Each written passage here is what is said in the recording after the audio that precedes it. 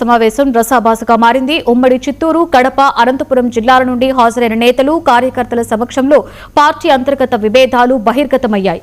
సమావేశానికి ముఖ్య అతిథిగా వచ్చిన మాజీ మంత్రి బాలినేని శ్రీనివాసరెడ్డి ముందే కార్యకర్తలు తమ నిరసనను వ్యక్తం చేశారు.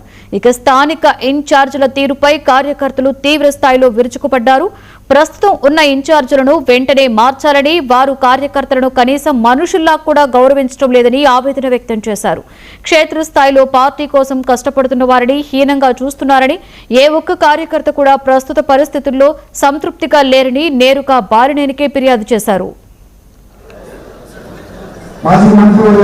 కార్పొరేషన్లు ఉన్నాయి, కడపలో, చిత్తూరులో. కడపలో ఒకటి, చిత్తూరు ఒకటి, తిరుపతి ఒకటి, 3 కార్పొరేషన్లు ఉన్నాయి. అదేవిధంగా మున్సిపాలిటీలు ఉన్నాయి, నగర పంచాయతీలు ఉన్నాయి. ఈ నగర పంచాయతీ వీటన్నిటిలో కూడా డీలిమిటేషన్ ప్రక్రియ మొదలైంది. ఇక్కడికి విచ్చేసినటువంటి ఇన్ఛార్జీల వైఖరి వల్ల పార్టీ ప్రతిష్ట దెబ్బతింటుందని, వారిని మార్చకపోతే వచ్చే రోజుల్లో ఇబ్బందులు తప్పువు అని కార్యకర్తలు హెచ్చరించారు. సమావేశం జరుగుతున్నంతసేపు ఇన్ఛార్జీలకు వ్యతిరేక నినాదాలు మిన్నంటాయి. అధిష్టానం స్పందించి చర్యలు తీసుకోవాలని డిమాండ్ చేయడంతో సమావేశం కాస్త రసాభాసగా మారింది. బిజినెస్ ఉన్నాయి, ఏదైనా మాట్లాడితే వైసీపీ కానీ టీడీపీ కానీ ఎక్కడ దాడి చేస్తుందని భయము. కార్యకర్తల్ని విస్మరిస్తున్నటువంటి ఏ పార్టీ కూడా మడుగడ సాగించదు. తీసి వరుణ్, హరిప్రసాద్ను, దుర్గ శ్రీనివాసను, ఈ రాయలసీమలో ఈ ముగ్గురిని తీసేయకపోతే పార్టీ బదనాలు అవుతుంది. నేను కడప నియోజకవర్గము. ఏ రోజు కూడా కార్యకర్తలను నీకేమన్నా అన్యాయం జరిగిందని వెళితే పట్టించుకున్న దాఖలా లేవు. ఫోన్లు చేసినా కూడా లిఫ్ట్ చేయరు. వాళ్ళు ఎంతసేపు ఉన్నా అధిష్టానం దగ్గర చుట్టూ చక్కర్లు కొడతారు తప్పితే కార్యకర్తల మనోభావాలను అర్థం చేసుకుని, సమస్యలను అర్థం చేసుకుని వాళ్ళ ఇళ్ల దగ్గరికి పోయి పరామర్శించేటువంటి పరిస్థితులు లేవు. వాళ్ళు కార్పొరేట్స్.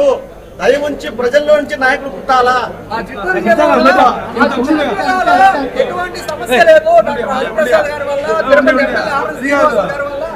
ఇంతమంది కార్యకర్తలు ఇంతమంది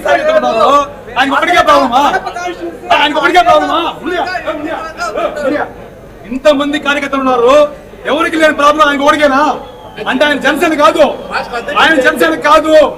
జనసైనికుడు ఇలా ఉండడు, జనసైనికుడు ఇలా ఉండడు, జనసేన నాయకులు ఇలా ఉండరు.